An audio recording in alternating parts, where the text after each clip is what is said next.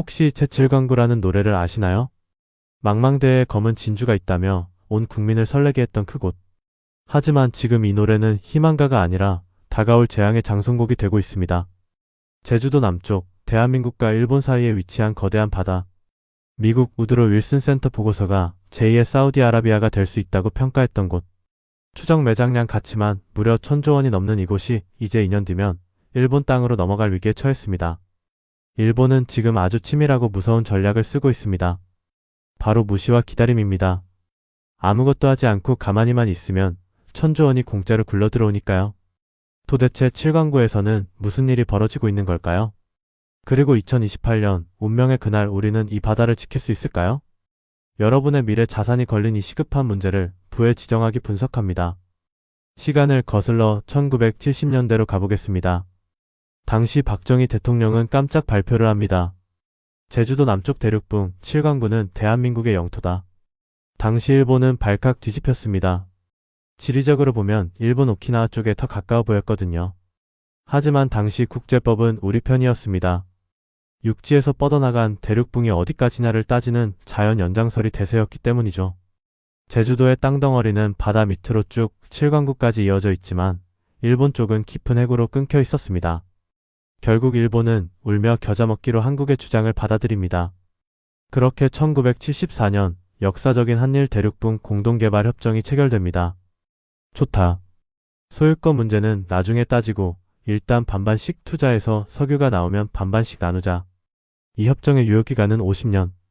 그 끝이 바로 2028년입니다. 그런데 1980년대 들어서며 기류가 이상하게 변합니다. 열심히 시추를 하자던 일본이 갑자기 태도를 바꾼 겁니다. 경제성이 없다며 장비를 철수시킵니다. 그러고는 지금까지 40년 가까이 한국이 같이 파보자고 아무리 요청해도 묵묵부답으로 일관합니다. 왜 그랬을까요? 정말 석유가 없어서일까요? 아닙니다. 국제법의 트렌드가 바뀌었기 때문입니다.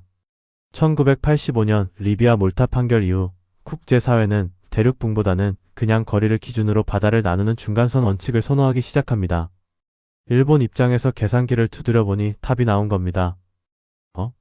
거리 기준으로 하면 칠광구의 90%가 일본 땅이 되네? 굳이 지금 한국이랑 반반 나눌 필요가 없잖아? 협정이 끝나는 2028년까지만 버티자. 이것이 바로 일본의 무서운 침묵 전략입니다. 공동개발협정에는 치명적인 톡소 조항이 있습니다. 반드시 양국이 함께 조사를 시작해야 한다.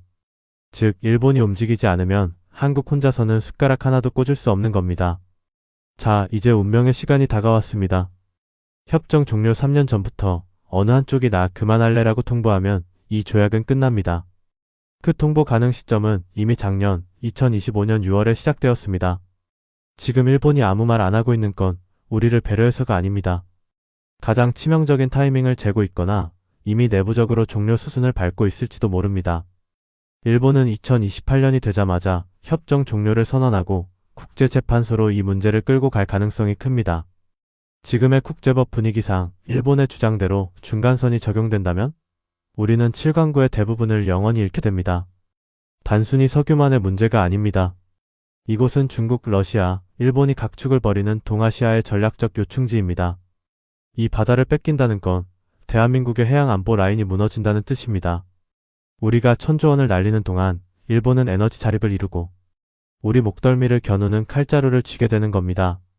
그렇다면 우리는 손 놓고 당해야만 할까요? 아직 기회는 있습니다. 하지만 시간이 정말 없습니다. 우리 정부도 TF를 가동 중이지만 더 강력한 카드가 필요합니다. 바로 지정학적 변수를 이용하는 겁니다. 만약 협정이 깨지고 칠광구가 공해가 되어버리면 그 틈을 타 중국이 숟가락을 얹으려 할 겁니다. 일본 입장에서도 중국과 분쟁을 벌이느니 차라리 한국과 적당히 타협하는 게 나을 수도 있습니다.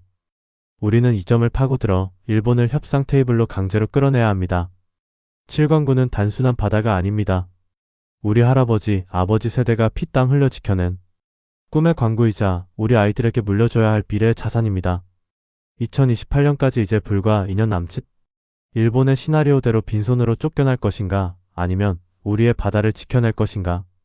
그 결말은 정부의 외교력 그리고 국민 여러분의 뜨거운 관심에 달려 있습니다. 관심이 없으면 영토도 없다. 이것이 냉혹한 지정학의 법칙이기 때문입니다. 오늘 영상이 유익하셨다면 주변에 이 사실을 널리 알려주세요. 돈의 흐름을 읽는 눈, 부의 지정학이었습니다. 좋아요, 구독, 알림 설정으로 대한민국의 부를 함께 지켜주세요. 감사합니다. 다음 시간에는 50년 만에 깨진 미국과 사우디의 약속. 당신의 달러 자산이 위험하다. 페트로 달러의 붕괴 다음 주 화요일에 공개합니다.